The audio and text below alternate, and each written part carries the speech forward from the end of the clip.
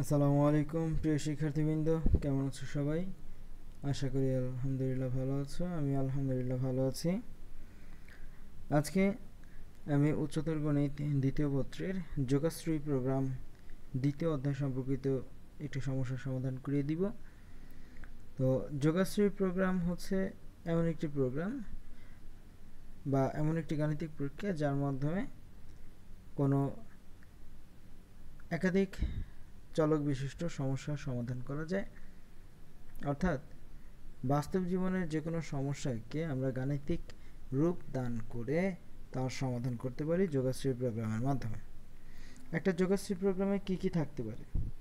একটা যোগাশ্রয়ী প্রোগ্রামে একটি অভীষ্ট ফাংশন বা উদ্দেশ্য ফাংশন থাকতে পারে। উদ্দেশ্য ফাংশনকে আমরা জেড বলতে পারি, আবার কখনো এফও বলতে পারি।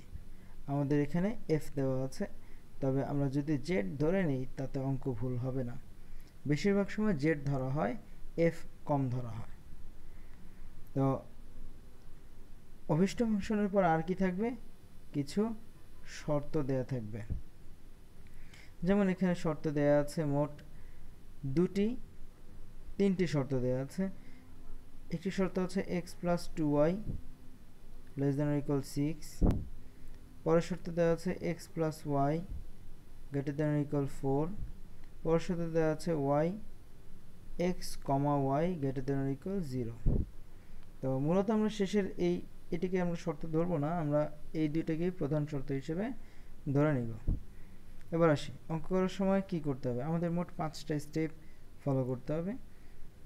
যে প্রশ্নে যা দেওয়া আছে হুবহু এই অংশগুলোকে লেখা। আমি হুবহু এই অংশগুলোকে লিখলাম, অভীষ্ট ফাংশন এবং শর্ত। এগুলো লেখার পরে যে অসমতাগুলো থাকবে, এই যে অসমতার শর্তগুলো আছে, শর্তকে সমীকরণ করতে হবে। পরের কাজ হচ্ছে শর্ত থেকে সমীকরণ নির্ণয় করা। তো আমরা শর্ত থেকে সমীকরণ নির্ণয় করব কিভাবে? শর্তের মধ্যে লেস দেন অর ইকুয়াল অথবা গ্রেটার দেন অর ইকুয়াল থাকবে। আমরা লেস দেন গ্রেটার দেন উঠিয়ে শুধু সমান চিহ্ন বসিয়ে দিব, তাহলে আমাদের সমীকরণ হয়ে যাবে। যেমন আমাদের এখানে একটি শর্ত দেয়া আছে যে x plus 2y less than or equal 6। আমি যদি এটাকে সমীকরণ আকারে প্রকাশ করতে চাই তাহলে আমাকে করতে হবে কি, x plus 2y less than or equal এর জায়গায় ইকুয়াল দিয়ে আমি 6 দিব। তাহলেই খুব সহজেই এই শর্তকে সমীকরণে প্রকাশ করা যাবে। এরপরে আমাদের অবশ্যই সমীকরণটিকে x বাই a এবং y বাই b আকারে প্রকাশ করতে হবে। x এর নিচে থাকবে a প্লাস y এর নিচে থাকবে b ইকুয়াল থাকবে 1। এই আকারে প্রকাশ করার চেষ্টা করব। তো দেখি অঙ্কে কি করা আছে। প্রথমেই যা আছে এই অংশগুলোকে লেখা হলো। লেখার পরে f এর সর্বোচ্চ মান নির্ণয় করতে হবে। আমাদের প্রশ্নেই দেওয়া ছিল যে ফাংশনটির সর্বোচ্চ মান নির্ণয় করো। এরপর আমরা লিখলাম যে অসমতাগুলোকে সমতা ধরে সমীকরণগুলির লেখচিত্র অঙ্কন করি এবং সমাধানের সম্ভাব্য এলাকা চিহ্নিত করি। অর্থাৎ আমাকে অসমতাকে শর্ত আকারে দেয়া আছে, এই শর্তটাকে সমীকরণ আকারে প্রকাশ করতে হবে। প্রথমটাকে সমীকরণ আকারে প্রকাশ করা হলো। এখন যেহেতু আমরা চাই x by a plus y by b equal 1 আকারে প্রকাশ করতে, তাই আমাদের যে কাজটি করতে হবে, এদিকে 6 দ্বারা উভয় পক্ষকে ভাগ করতে হবে। x কে ভাগ করতে হবে 6 দ্বারা, 2y কে ভাগ করতে হবে 6 দ্বারা। তো আমি যদি x কে 6 দ্বারা ভাগ করি x বাই 6 প্লাস 2y কে যদি 6 দ্বারা ভাগ করি, কাটাকাটি যাবে, নিচে হবে 3, তাহলে আসবে y বাই 3। আর 6 কে 6 দ্বারা ভাগ করলে কত থাকবে? 1। তো এখানে এটি লেখা হয়েছে x by 6 plus y by 3 equal 1। এই ছিল 1 নম্বর সমীকরণ। 2 নম্বর সমীকরণ কি? x plus y greater than equal 4। এখানে লেখা হলো গ্রেটার দেন অর ইকুয়ালের জায়গায় লেখা হলো ইকুয়াল, সমীকরণ আকারে প্রকাশ করলো এবং উভয় পক্ষকে 4 দ্বারা ভাগ করে পরের লাইনে x by a plus y by b equal 1 আকারে সাজানো হলো। পরের কাজ শেষ। এবং এই দুটি যদি আমরা নাও লিখে তাতেও কোনো সমস্যা নেই। এবার সম্ভাব্য এলাকা নির্ণয়, তার আগে গ্রাফ। প্রথমটার জন্য আমরা দেখি এক্স এর নিচে কত দেওয়া আছে 6, তাহলে আমরা যাব 6 ঘর। 6 ঘর কীভাবে যাব? 1 2 3 4 5 6, এই যে 6 একটা বিন্দু দেওয়া হলো, এবং ওয়াই এর নিচে আছে 3, তাহলে আমি যাব 1 2 3 ঘর, এই যে গেলাম 3। এই দুজনকে যোগ করে একটি রেখা পাওয়া যাবে, এটি হচ্ছে আমার 1 নম্বর রেখা। এবার আসি পরেরটার জন্য। এক্স এর নিচে আছে 4, 1 2 3 4, এখানে একটা বিন্দু, এবং ওয়াই এর নিচে আছে 4, তাহলে এখানে একটা বিন্দু। এই দুজনকে যোগ করে আমি আরেকটা রেখা পাবো। এবার সম্ভাব্য এলাকা নির্ণয়। আমার একটি রেখা ছিল এইদিকে 1 নম্বর রেখা। 1 নম্বর রেখা কি বলে? আমি যদি 1 নম্বর সমীকরণের অসমতার বাম দিকে 0 বসাই আর ডান দিকে কি আছে 6, চিহ্নর কি লেস দেন অর ইকুয়াল, কথা সত্য না মিথ্যা? কথা সত্য। সত্য হলে মূল বিন্দুর দিকে, ও বলে মূল বিন্দুর দিকে, ঠিক এই দিকের কথা বলে। এবার আসি, তাহলে ও যদি মূল বিন্দুর কথা বলে তাহলে ঘটনাটাকে এই অঞ্চলটাকে বোঝায়, তাই না? আচ্ছা, এই অঞ্চলটাকে বোঝায়, কিন্তু পরের যে রেখাটি আছে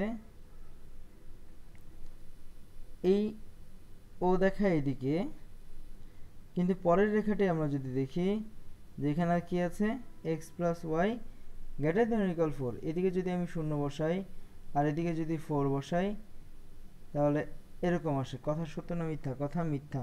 তাহলে 2 নম্বর যে রেখাটি আমার হলো, 2 নম্বর রেখাটি কথা মিথ্যা, অর্থাৎ এই দিকটাতে বোঝায়। এখন লক্ষ্য করি, প্রথম রেখাটি এই সম্পূর্ণ অঞ্চলের কথা বলে, কিন্তু পরের রেখাটি বলে যে না, পিছনের গুলো হবে না, এগুলো বাদ, এগুলো হবে না, এগুলো না হয় কোন দিকে হবে? উপরের দিকে হবে। এখন উপরের দিকে দুইজন মিলে কোন অংশটা নির্দেশ করে? দুইজন মিলে এই অংশটাকে নির্দেশ করে, এজন্য এটি হবে আমার নির্ণেয় সম্ভাব্য ক্ষেত্র। এজন্য এই অংশটাকে কি করা হয়েছে? গাঢ় করা হয়েছে। এখন মোট এটা দেখতে কেমন দেখায়? ত্রিভুজের মতো। তাহলে 3টা কৌণিক বিন্দু পাওয়া যাবে, একটাকে বললাম কিউ, একটাকে আর, আর একটাকে পি। লক্ষ্য করো, আমি জুম করে দেখাচ্ছি, একটা হচ্ছে পি কিউ আর একটা হলো আর। এবার পি কিউ আর এর স্থানাঙ্ক নির্ণয় করা হবে। কিউ ছিল, কিউ কত নম্বর রেখায় ছিল? কিউ ছিল 2 নম্বর রেখায়। তো 2 নম্বর রেখার এক্স এর মান কত ছিল? 2 নম্বর রেখার এক্স এর নিচে ছিল 4, এই জন্য এখানে কিউ এর এক্স এর মান 4, যেহেতু এক্স অক্ষের উপরে তাই ওয়াই এর মান 0। এবার আসি 1 নম্বর রেখার এক্স এর নিচে কত ছিল? 1 নম্বর রেখার এক্স এর নিচে ছিল 6, তাই আর এর স্থানাঙ্কে এক্স এর মান 6, আর যেহেতু এক্স অক্ষের উপরে তাই ওয়াই এর মান 0। আমি কিউ পেলাম, আমি আর পেলাম। এবার পি লক্ষ্য করে দেখি, পি 1 এবং 2, ভুল হয়েছে, 1 এবং 2 এই দুটির ছেদবিন্দু। তার মানে হলো 1 এবং 2 নম্বর সমীকরণকে যদি আমরা সমাধান করি তাহলে পি বিন্দু পাওয়া যাবে।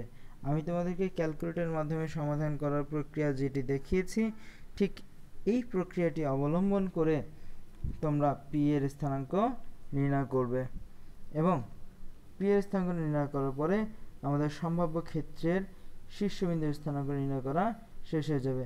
এখন আমাদের কাজ এই শীর্ষবিন্দুগুলোর স্থানাঙ্ক নির্ণয়ের পরে মান বসিয়ে দেওয়া। আমরা স্থানাঙ্ক নির্ণয় করেছি, এবার আমাদের কাজ হবে মান বসিয়ে দেওয়া। তো আমরা মান বসিয়ে দিব। লক্ষ্য করি যে এখানে মান বসিয়ে দেওয়া হয়েছে পি বিন্দু, কিউ বিন্দু এবং আর বিন্দু, প্রত্যেকটা বিন্দুর মান এফ ফাংশনে বসিয়ে দেওয়া হয়েছে।